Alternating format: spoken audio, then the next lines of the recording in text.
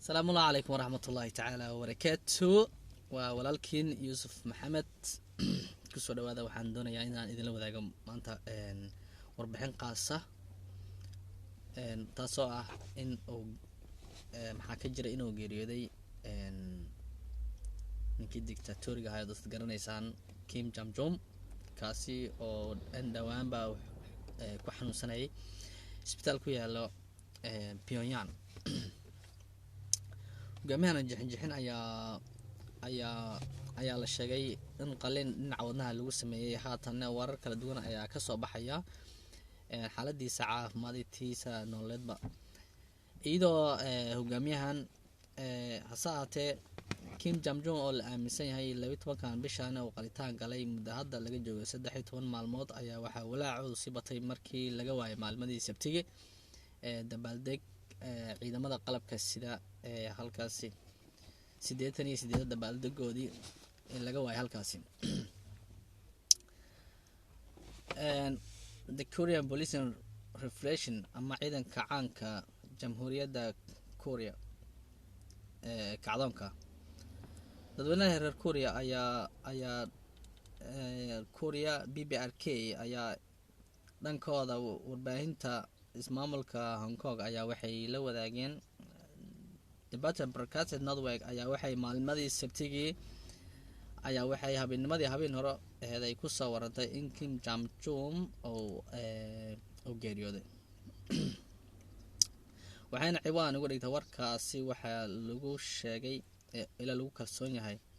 wargeys asigana ka soo baxa dalkaasi Japanese Maxine la yiraahdo asigana wuxuu dhanka kale sheegay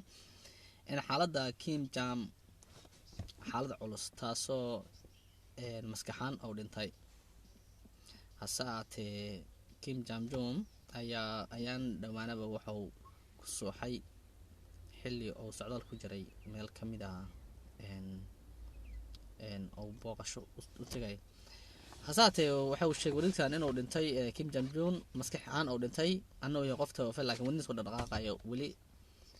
wakaalada sida ay hadalka ay ku xustay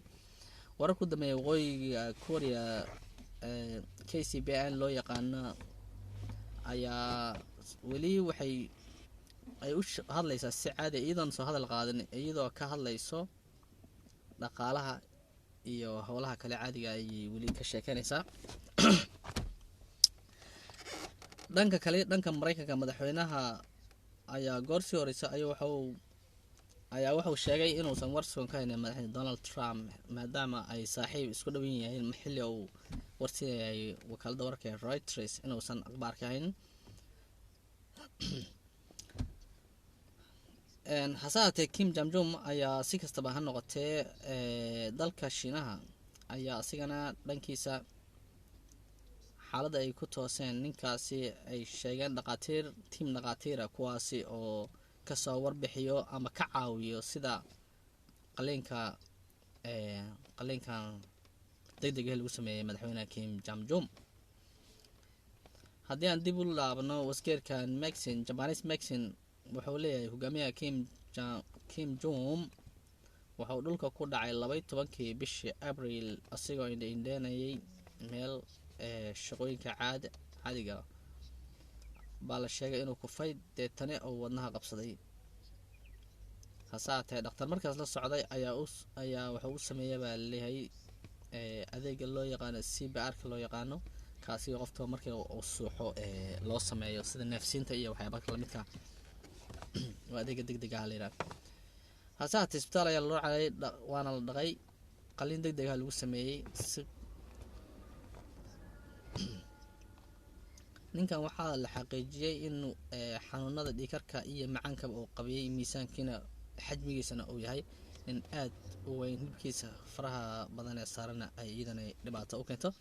sagaarkana uu saayid cabo shaqo badan oo maskaxeeyana uu qabto mid kamid ah xeelarayaashan ku takhasusay macadka daraasaha Foundation for Defense and Democracy la yiraahdo Dr. Maxwell nin la yiraahdo David Maxwell aan yiraahday markay imaado waqooyiga Korea inaad war ku saabsan hogaamiye noocaas aad hesho waa inaad dowladda ka heshaa bawir waxaan ogsoonahay in dalalka caalamka marka aad warbixin ka hesho aada laga yaaba inaad meele dhadhow aad ka hesho, laakiin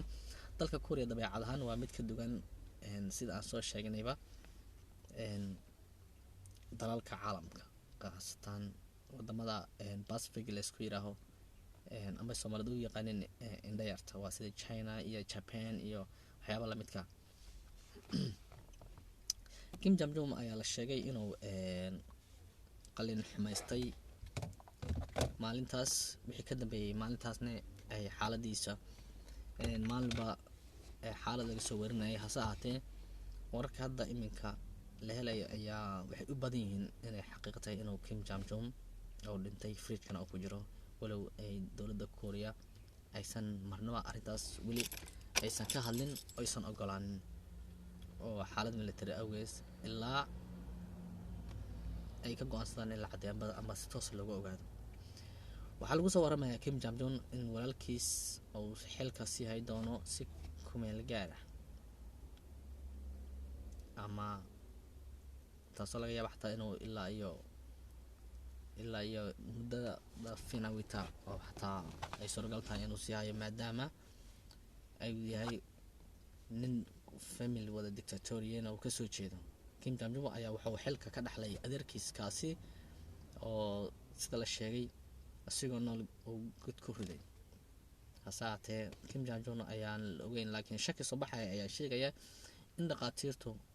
iyo siyaasiyiin kaliba Kim Jong Un ay jaanis ku heleen oo isbitaal ugu baahdo, saas awgeedna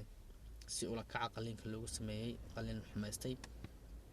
laakiin lama ogo ilaa hadda xaqiiqda. waa isla ogaa doonaa, welina ma aysan ka hadlin xukuumadda Pyongyang arrintaasi. weli waxay uga hadlaysaa xukuumadda Pyongyang si caadiya iyo si Kim Jong Un oo weli nool oo kale, sida madax markay dhimato caalamka oo kale la sameeyo barar diiq